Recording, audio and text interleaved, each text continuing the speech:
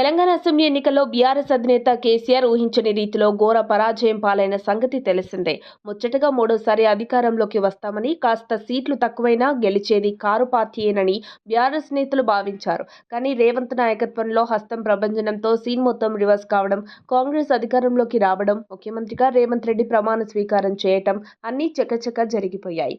అయితే ఎమ్మెల్సీ, లోక్సభ ఎన్నికలకు ముందు మంచిర్యాల జిల్లాలో బీఆర్ఎస్కు భారీ షాక్ తగిలింది. బెల్లంపల్లి మున్సిపాలిటీకి చెందిన 20 మంది కౌన్సిలర్లు కారు పార్టీకి రాజీనామా చేశారు. వారం రోజుల క్రితం బీఆర్ఎస్ కౌన్సిలర్లు క్యాంపుకు తరలి వెళ్లారు. అప్పటి నుంచి మాజీ ఎమ్మెల్యే దుర్గం చిన్నయ్య తమను పట్టించుకోవడం లేదని ఆరోపిస్తూ వారంతా రాజీనామా నిర్ణయానికి వచ్చినట్లు తెలిసిందే. బీఆర్ఎస్ పార్టీకి ప్రాథమిక సభ్యత్వానికి రాజీనామా చేస్తున్నట్లు కేసీఆర్ తనయుడు వర్కింగ్ ప్రెసిడెంట్ కేటీఆర్ కి కౌన్సిలర్లు లెటర్ పంపించారట.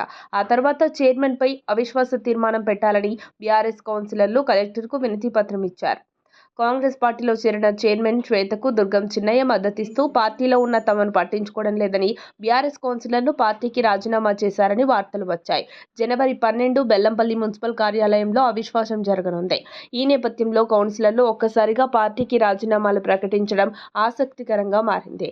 ఇదంతా చూస్తుంటే మాజీ ఎమ్మెల్యే దుర్గం చిన్నయ్య కూడా కారు దిగే హస్తంబాట పట్టేటట్లే కనబడుతోంది. మరిన్ని అప్డేట్స్ కోసం మా కాయ్ టీవీని సబ్స్క్రైబ్ చేసుకోండి. మా వీడియో కనుక మీకు నచ్చినట్లయితే లైక్ చేయండి, షేర్ చేయండి. మీ విలువైన అభిప్రాయాలను కామెంట్ బాక్స్లో తెలియజేయండి.